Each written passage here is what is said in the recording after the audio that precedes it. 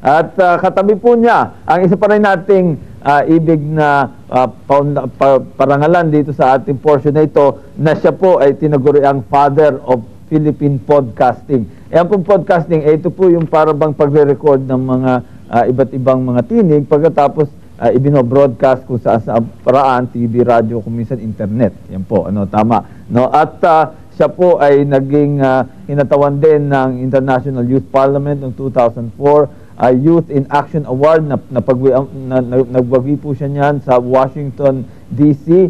At nagwagi rin ng Global Youth Action Award sa New York noong 2003. Ako napaka-aktibo po, the youngest dubbing director at founder of Creative Voices and Voice of the Youth Network, si Pocholo Gonzales. Good evening, Poch. Yes, good evening po. Magkasama kami pala noon sa Malacanang, nung siya para makasama doon sa campaign team, yes, no? Sa Strong Republic. Yan, oo. So maganda yung na nagkaroon ng kaunting pagtutulungan, pero ngayon siya po ay meron ng sarili niyang iba't ibang mga gawain, ano?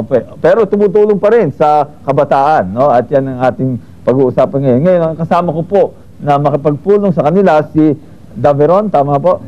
Dave Ron. Okay, Dave Ron Babaran. Siya po ay second year AB Mass Communications sa pamantasan ng lungsod ng Muntinlupa. Good evening, Dave or Ron. Good evening, sir. Medyo natalo, no?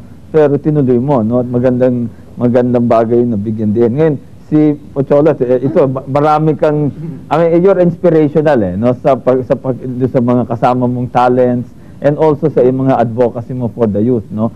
And maganda, I think you share something na you also push the youth to strive for being agents of change and social development. Tell us something about that, yung mga gawain. Basically, Secretary, ang Voice of the Youth Network po, kinreate ko para mabigyan ng pagkakataon yung mga kabataan na ma-express yung mga sarili nila.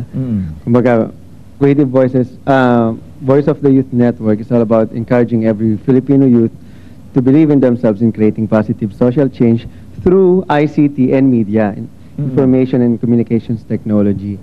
Kasi before, wala pong mga internet pa yan eh.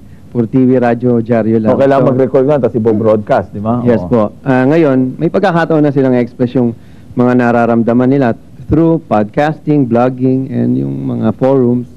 Sige, papaliwanag ko lang yung kung ano po yung podcasting at blogging. Yung podcast, sinabi ko na kanina, boses po yun, inilalabas sa TV, radyo, at saka sa internet. Yung blogging po, ito'y parang susulat ka, tapos ilalabas. Ano? Dave, okay. yeah. So, sir, balita ko kayo, Father of Philippine Podcasting. And, balita ko, sir, nagboses daw po kayo sa Meteor Garden. Yeah, no.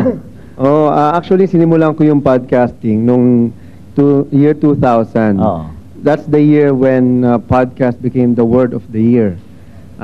Nung pong last election, nung senatorial election, lahat po ng tumakbong senador, pinodcast ko. Di ba? Subukan mo nga, isang gimmick dyan, whichever word, voice, o sample. Bali po yung podcast, nirecord ko po sila. Oo nga, kasama ko po. And then, yung naman sa pagboboses, ayun, nagsimula ako bilang voice artist when I was 16.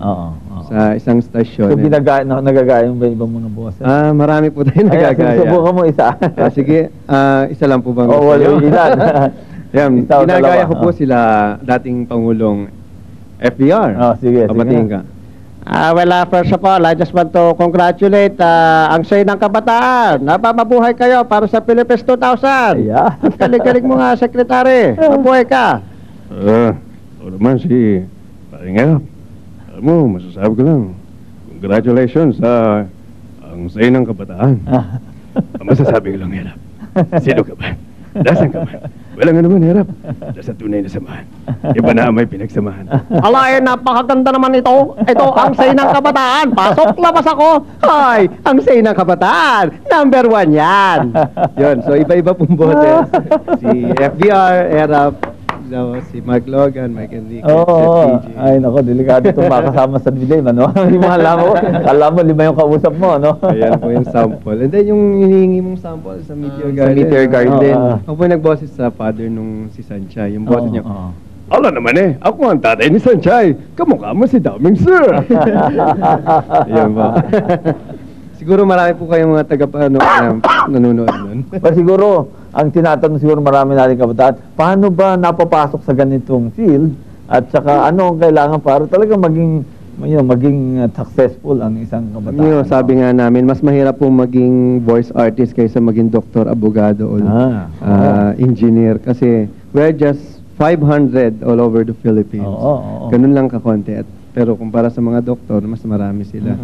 Pero ito, naniniwala po ako, dedikasyon lang at paniniwala sa sarili na, sige, kung kaya mo, gawin mo. And yun nga po, kaya kung kinreate din yung Creative Voices, para mabigyan ng pagkakataon yung mga taong gustong maging voice artist.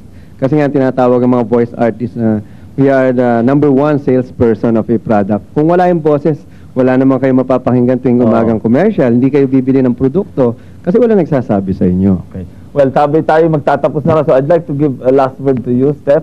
What can you tell our young people then to give them encouragement in studies naman and in scientific and mathematics? Siguro kahit mahirap sa umpisa, wag susuko kasi syempre dapat nag-work hard tayo to reach what we want to diba kasi in the future naman kahit naman parang we reap what we sow, so kahit kahit mahirap sa una kailangan tiyaga lang, tapos meron kahit naman parang meron mga failures, it's what you get out of those failures that is important. So kapag meron kang failure, you get parang you have to learn what you did wrong so that in the future, may mas malaki yung chance mo for success. Okay, well, tapos na tayo sa ating talakayan dito. Maraming salamat, Stephanie at saka Pocholo, Dave Ron, at sa maganda naging talakayan natin dito.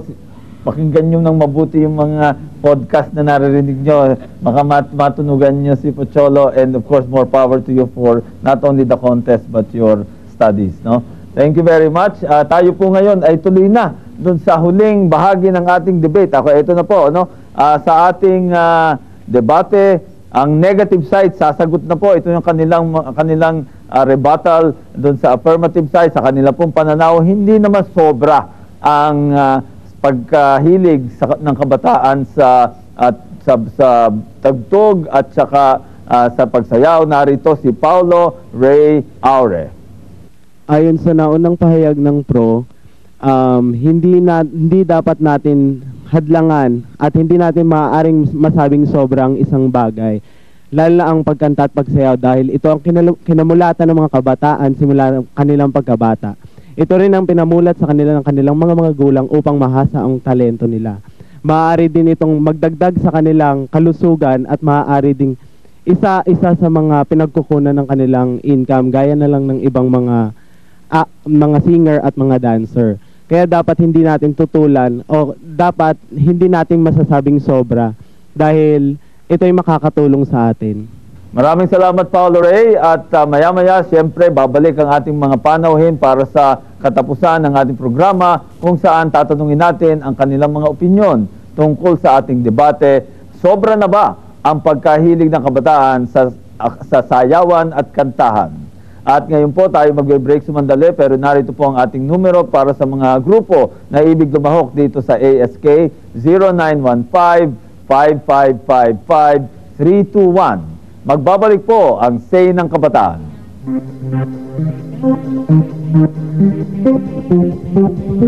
Kami ng parami ang bilid sa GSIS e-card.